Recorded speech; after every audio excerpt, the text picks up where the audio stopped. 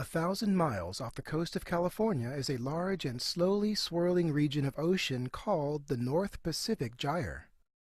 Basically, the jet stream goes that way and the trade winds go that way, and as the world turns, the water starts moving in a clockwise motion in the case of the North Pacific.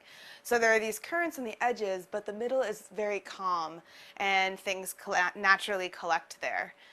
So in the case of the North Pacific Gyre, everything that falls off of the west coast of North America and the east coast of Asia will probably end up stuck in there if it doesn't sink or decompose. And of course, plastic does not decompose, and a lot of it doesn't sink. It just floats forever. We have a program at Scripps called the UC Ship Funds that allows graduate students to propose their own cruises, which is really cool and really unusual. And we were funded. So all of a sudden, there we were, heading out to the Gyre. Every day, we would do a certain amount of net tows, and then we would have these very intensive 36-hour periods. We would stop, and we would just intensively sample a spot over and over to really understand what was going on in this particular spot. And that was also part of the mission, actually, of CPLEX, was to try to target high plastic areas and accurately measure what high plastic was, what it looked like, and then what was the impact on the local animals. When we got out to the transition zone between the California current and the Gyre, all of a sudden, we just started getting huge amounts of plastics in our surface tows. This is a surface sample that we took with a plankton net. Here's another one of our finds. This is, in this jar, a plastic drink bottle with barnacles and bryozoans, which are another kind of invertebrate growing on it.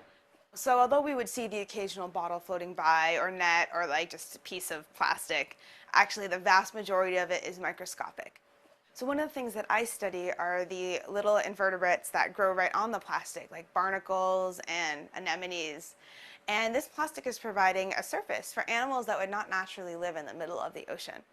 So we think that just providing the surface, it really might be changing the oceanic ecosystem.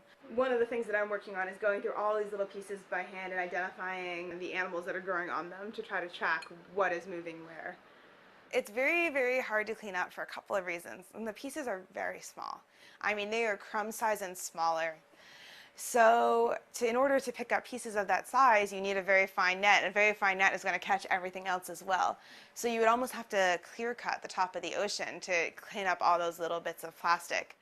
We were about as far away as you can get from people. We were 1,000 miles from California, 1,000 miles from Hawaii, 1,000 miles from Alaska. You really cannot get much further away from civilization than we were. And seeing this sign of people and sort of our disposable lifestyle out there in the middle of nowhere made us all really sad.